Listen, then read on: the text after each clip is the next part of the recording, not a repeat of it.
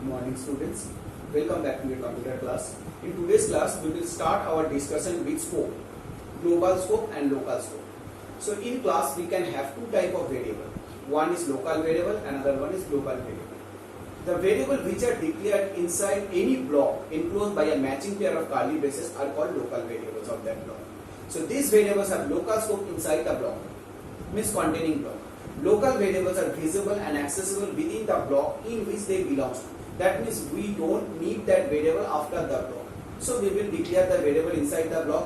When block starts its execution, variable will be created, and when block ends its execution, variable will be destroyed from the memory. Then comes global variable. The variable which are declared outside of all the functions in a class are called global variable. So these variables have global scope within a class and are available to all the functions of that class. That means we need the variable in all functions of the class. That's why we are not declaring the variable inside any function. We are declaring the variable globally outside of all functions in a class. Okay. Now global variable can be of two types. One is instance variable, another one is class variable. Instance variable is the variable those are declared globally outside of all functions in a class without static keyword. So instance variables are created when the object is instantiated and they are associated with that object. That's why the name is instance variable. Means when we create instance will get the copy of all the instance variables. Those are declared globally in the class. All the objects of the class acquire separate individual copy of the instance variable. Whereas the global variable, those are declared with static keyword in a class, are called class variable. So this type of variables are declared outside of all functions in a class with static keyword, and class variable associated with the class in which it belongs to, not with any object of the class. Therefore, all the objects of the class can share the same static variable even we need not create any object to access the class variable. So syntax is same, only one word we have to add here before the data type, that is static, to make the variable class variable. So what is scope? The scope of a variable is defined by the location where the variable is declared. Scope determines how widely a variable is visible and accessible within a class or a program. So two types of scopes are there. One is local scope, another one is class or global scope. The variables that are declared inside a method have local scope. Now local variables are created every time when the method is invoked and are destroyed automatically when method completes its execution. This is actually what the method scope. Local scope can be of two types. One is method scope, another one is block scope. So method scope means the variable declared inside the method outside of all block. And block scope means in method inside a block the variable will be declared, like in switch block or in loop block. So if you declare any variable inside a loop, so that variable will be created inside the loop, and when loop terminates the variable will be destroyed. So only the code within the block in which the variable is declared can access that variable. And the variable which is declared inside a method or has method scope can be accessed from all the blocks of that method. Clear? And global scope means the variable which are declared outside of all functions in a class. So all functions can access that variable, and variable will remain in the memory as long as object is in execution. For the instance global variable and the static global variable or class global variable will remain in the memory as long as class is in execution. So this is all about scope. Now the visibility. If we declare any variable outside of all functions in a class globally, so that variable is visible in full class. But if we declare a variable inside a function with same name as global variable's name, that time that global variable cannot be accessed in the function. Because in function when we will use the variable name, it will refer the local variable only. It will hide the global variable. Let's take one example. Class ABC. Here I have one integer variable I and one public function, public void A is a function. Now to access this I variable from this function, I can use the name I. So this will access this variable because this variable is globally declared here. But if I declare one I variable in this function, so this is what local variable. So that time this I for this I. So it will not access this I because first it will find out this variable is present in my block or not. If it is not there, then only it will go to search that variable in the class globally. Okay. So this I variable is actually hiding this I variable here. Now the visibility of this I is blocked here in this function because the function has its own I variable. Clear? So in visibility rule, if we declare variable globally, that can be visible to all the functions of that class if they don't have the same variable declared inside them. And local visibility means the variable which is declared locally in the block. Clear? Now one thing we have to read from your book, that is precedence of operators. So operators, we have learned different type of operators. If one expression contains multiple operators to perform some operation on different data, so that time in which order the operators will execute. So it will follow one precedence rule which is given in your book. You read that operator precedence rule. Generally we follow Bodmas rule like maths, but here not only Bodmas rules, few other operators are also there which will come in one expression with mathematical operators. So that time it will follow some other rules. So that you have to learn from your book. Operator precedence. Understood? Now we will learn math functions. When we write arithmetic expression in Java, that arithmetic expression consists of operator and operands. In arithmetic expression, we can use math functions also for arithmetic calculation. Math is a class which contains many functions. Those are used for different mathematical calculation. So this math functions we have already learned in our ICSE syllabus. Now in today's class we will revise these math functions. So few math functions are very important and difficult also. Those we will only discuss. Others you know, like power function, which is used to find out a number to the power a value. Like 2 to the power 7. How to calculate? Math.power 2, 7. 2 to the power 7. It will give a double value. So most of the math functions takes double parameters and return double parameters. And these all functions are static functions. That's why we always use class name to call them. Math dot. We don't create object of the math class to call them like string functions. String s, then s dot length, s dot substring. But here we use what? Class name to call. Math dot function, math dot power, math dot mean, math dot max, math dot abs, math dot cell. Always math is required because the functions are static functions. So power function is a function which takes two double parameter and it returns a double value. First parameter is the number, second parameter is the power value. So if first parameter is 2, second parameter is 3, this 2 and 3 will be converted to 2.0 and 3.0. So 2.0 to the power 3.0 will give 8.0 answer. So don't write the output of math function in integer. It will be a double value with 0.0. Clear? Then SQRT, square root. So it will find out the square root of a number. Pass one double parameter, it will give the square root of that number in double.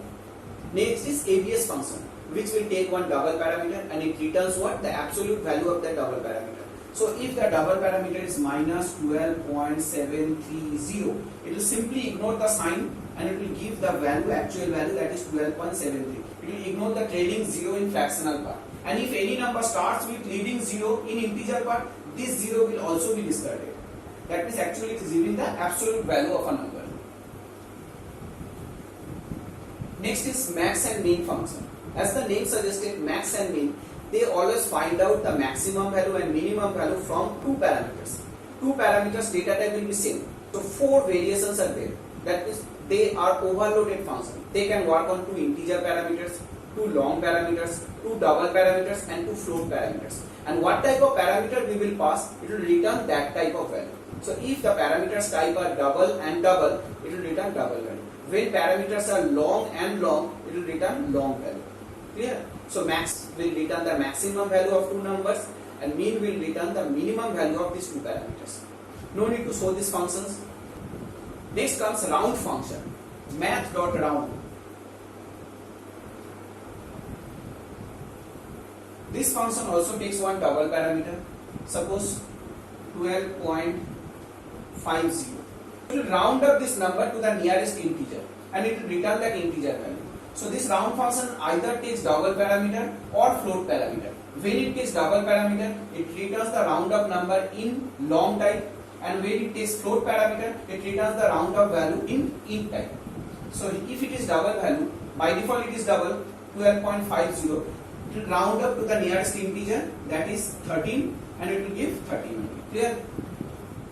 If it is 12.49, it will give what? 12. Understood? Just like maths. After point in fractional part, if it is 0 to 4, it will give the same integer, and if it is 5 to 9, it will give the next integer, that is 13 in this case. Now next is math.read function.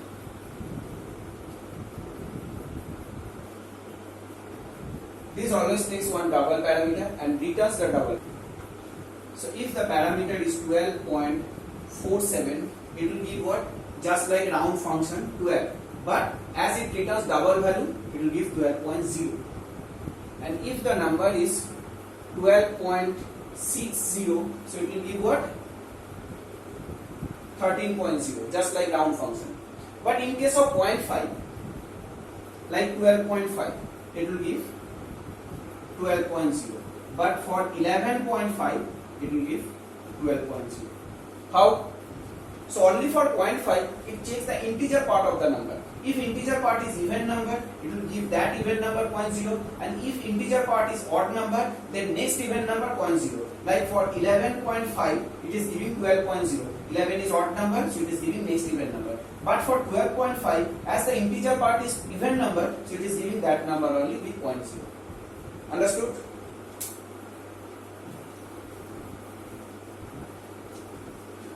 Now math.exp, that is for exponent. It takes one double parameter, like I am giving here 5. So it is giving what? E to the power 5. E is exponent value, you know the value of the exponent, so e to the power 5. It's not very useful function, so no need to learn much about this function. Then math.sine function, it takes one parameter which is an angle in radian and it returns the sine of that angle. Then math.cos, that is for cosine, it takes again one angle in radian and returns the cosine of that angle. Then math.tan, it returns the tangent of the angle whose value is given here as a parameter in radian. So like sine, cos, tan, we have a sine, a cos and a tan functions.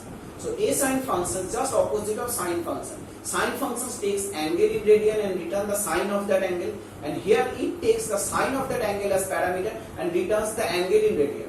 A tan also do the same. It takes the tangent of an angle and returns the angle in radian, and a cos also same. But we always measure angle in degree. So how to convert that radian value to degree?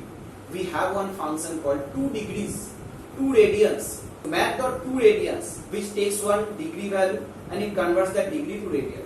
And math.2 degrees, it takes one radian value and converts to degree.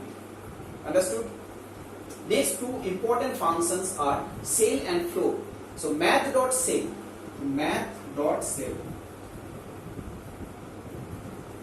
it takes one double parameter like 12.15. It returns what? The next smallest integer greater than or equal to this parameter in double. So 12.15. After this number, which one is the next smallest integer? 13. So it will give what? 13.0. In double I said 13.0. If I take the parameter 12.0, so next smallest integer which is greater than or equal to this number is 12.0 only. Now if the number is minus 12.15, so after this number which one is the next smallest integer? Minus 12. So it will give minus 12.0. And if it is minus 12.0, then also it will give minus 12.0. So that means if the number is positive or negative with 0.0 as its fractional part, we are getting the same number. But if the fractional part is 1 to 9, that means it will give the next smallest integer in double. Like for 12.15, it will give the next smallest integer 13.0. But for minus 12.15, it will give minus 12.0. Cell means ceiling. Next function is float, means the largest integer before the parameter which is less than or equal to the parameter. So if I write here float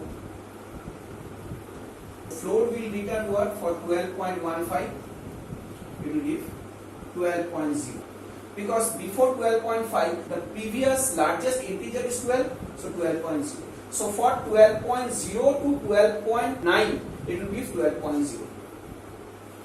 But if the number is negative, minus 12.15, it will give the previous integer, means minus 13.0. But for minus 12.0, it will give minus 12.0.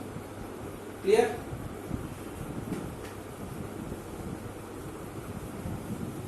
So now the last function of math class is math.random, which doesn't take any parameter, and it returns what? The random number between 0 and 1 without including 0 and 1. So that means number will start with 0 point something, a big double number. Clear? So this is very useful function to design games where we need to generate random number or to generate random sequence of any object. So this is all about math functions. I don't remember any more math function. If I remember in my next class, definitely I will discuss. So today up to this much, you go through all these math functions and scopes. So in our next class, we will start the new chapter which is function. So till then, bye, have a nice day.